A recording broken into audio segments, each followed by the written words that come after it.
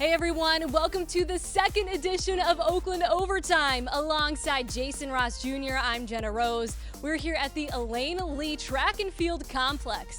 Thank you again to everyone who supported us during episode 1 of Oakland Overtime. The team cannot thank you enough, and we're excited to continue celebrating our athletes here at Oakland University. Today's show is filled with more fun segments, interviews, and recaps. I would like to start off by thanking our proud sponsors, the United Dairy Industry of Michigan and Meyer, for making Oakland Overtime possible. As G mentioned, we have plenty coming up on today's show, including a recap of the women's soccer, a look ahead to the men's soccer preseason, in addition to recapping their final matchup. Jenna interviewed a Tokyo Olympian. We'll also talk volleyball as well, and much more coming up on Oakland Overtime. OU women's soccer wrapped a 2-1 victory over Stetson University down in Florida. A pivotal player on the Golden Grizzlies side of things was midfielder Macy Warenga.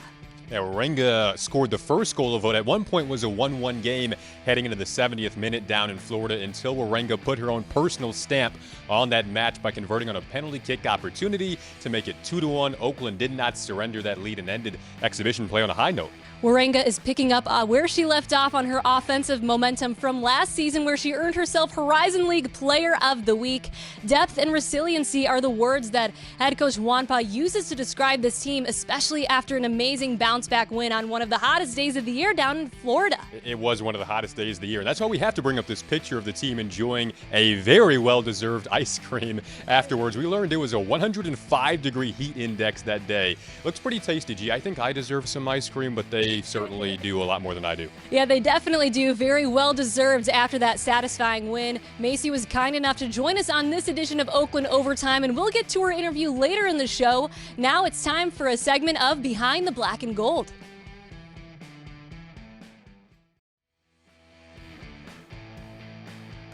This ball's hit in the air toward left. Erica Polidori goes back fast to jump and make a nice catch on the run.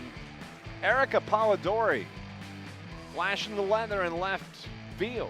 What a nice catch on the line drive as that ball was driven, and Polidori on the run, reaches up, jumps at the same time to make the catch. We are now joined by OU alumni Erica Polidori, who was part of the team that brought home Canada's first Olympic softball medal. Erica, thank you so much for taking the time to chat with us on Oakland Overtime. Thank you for having me. Yeah, we're so excited to have you. We have to dial in to that performance against Mexico. That was the team's 5th appearance playing softball in the Olympics. Weren't able to bring home a medal before, finally able to bring home a bronze. What were the emotions circling heading into that game? It was a whirlwind. I mean, the week went so fast. We were playing a game a day, and every game meant so much. So once we earlier in the week lost to the host Japan, we knew unfortunately we weren't going to be in the gold medal game, which was our goal.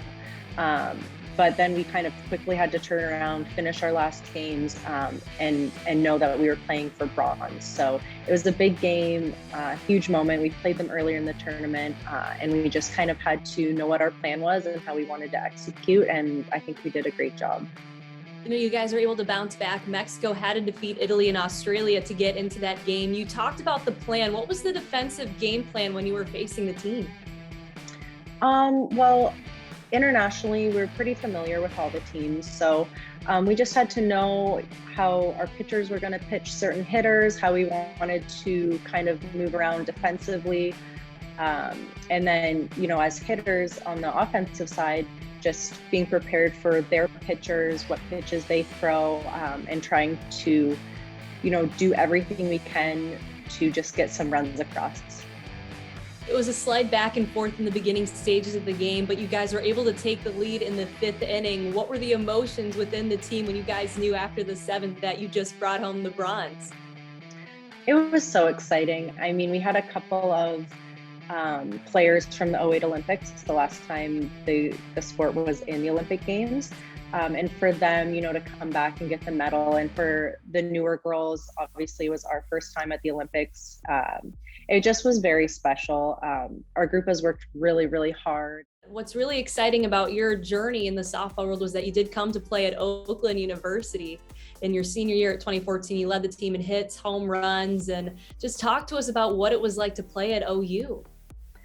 I'm so grateful for my time at Oakland and with the softball program. I mean, I came here as a teenager, and I just feel like I was given the chance to really like grow and develop and learn kind of who I was as a softball player and figure myself out from that point of view. And I had some really great teammates, some really good staff and support staff, and the support through the athletic department was incredible, and I knew I wouldn't get the same experience anywhere else. Was that scary for you to go from Canada down to the US? It wasn't too bad. I feel like between a lot of my friends who are the same age playing softball, most of us did the same thing. So even though we were not going to the same school, we were kind of having similar experiences, so that made it a little better.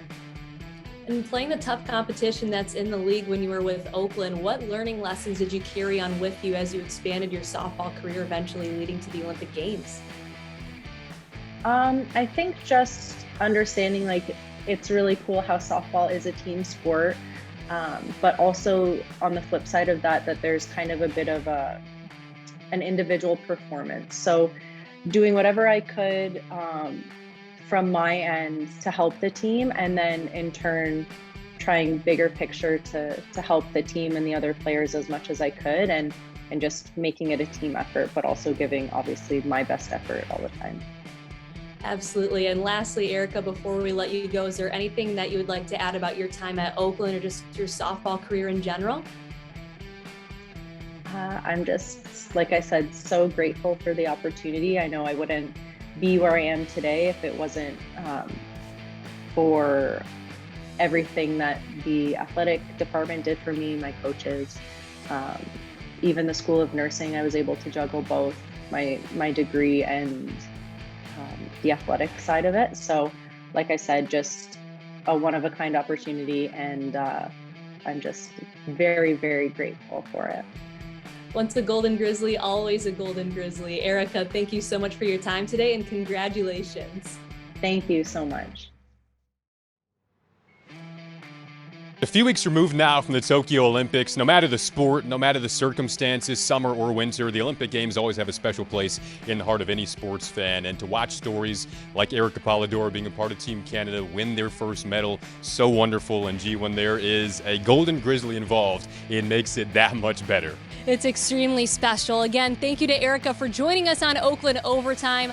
I loved her explanation of what went into training when it comes to preparing for an Olympic run. We have teams back on campus here for winter sports, and they're in training as well. And one of those teams, women's basketball, their head coach, Jeff Tungate, made our social media clip of the week presented by Meyer. Yes, one of our new segments here. Our good friend who has a wonderful sense of humor inadvertently became a part of one of the more popular memes on the social media landscape. It was perfect, and good to see them training, getting everything rolling. It's a good thing that Tungate has a wonderful sense of humor. However, he's been taking things very seriously when it comes to training. Let's see how the women's basketball team has been doing with this clip from the weight room.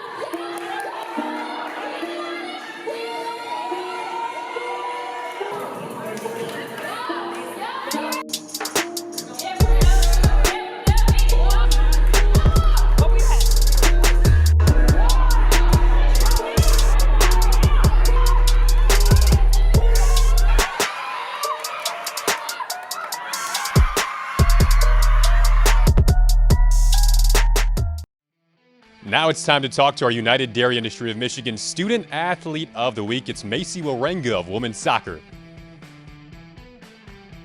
I would say for me individually, it was just like all about like the mentality, because it was really hot, and so I just knew that we had to outwork that team. I mean, because they're used to the Florida heat, and we just had to fight as hard as we could to get the win.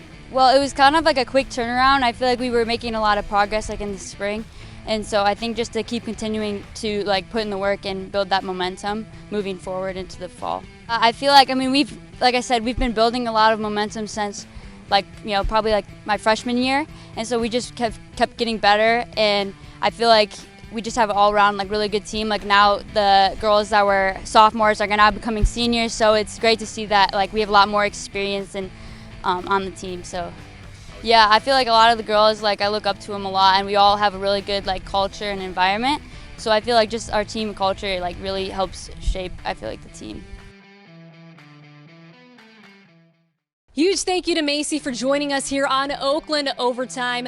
In next week's episode, we're going to be recapping women's soccer, their home opener against DePaul University, as well as men's soccer welcoming in the University of Michigan. So excited to see fans back on campus, Jason, to actually come and enjoy the games. And we only have one more week without regular season volleyball, so things are heating up. Yeah, I mean, Bradley University and Eastern Michigan will be here next week for the first two home matches in the Golden Grizzly Invitational. Prior to that, OU women's volleyball should be very well prepared because they're heading down to South Bend for what should be a tough Notre Dame Invitational. So that'll prepare them for the opponents coming in next week, and should be a fun week of volleyball. Yes, absolutely. And as we talked about in last week's episode, there is plenty of talent returning for Rob Beam's OU women's volleyball team, both offensively and defensively, so we cannot wait for them to start up their season. Now it's time to talk about men's soccer. Oakland's final exhibition match ended in a 2-2 tie over Davenport University, which is a very defensive-minded team that took place over the weekend. This was the final stellar test for OU men's soccer to wrap up the exhibition slate here at home against Davenport. The Golden Grizzlies had plenty of set-piece opportunities in this one. Captain Noah Jensen delivered by picking up an assist on a corner kick opportunity after OU initially fell down 1-0, and then he scored to give his team a lead that they couldn't quite hold on to, but nonetheless, a very productive exhibition match. Head coach Eric Pogg said afterwards that this is just what we needed. Again, Davenport is a strong physical team that defends their box well, so you'll see that right off the bat from teams like Michigan and Michigan State, which we'll discuss in next week's episode. You will not want to miss that edition. We'll have plenty coming up, but first off, thank you again for tuning in to episode 2 of Oakland Overtime. Another thank you to our sponsors, United Dairy Industry of Michigan and Meyer, for making it happen. You can follow the Golden Grizzlies on any social media platform. Go check us out on YouTube and Facebook and continue to support our athletes here at Oakland. Alongside Jason Ross Jr., I'm Jenna Rose. We'll see you next week.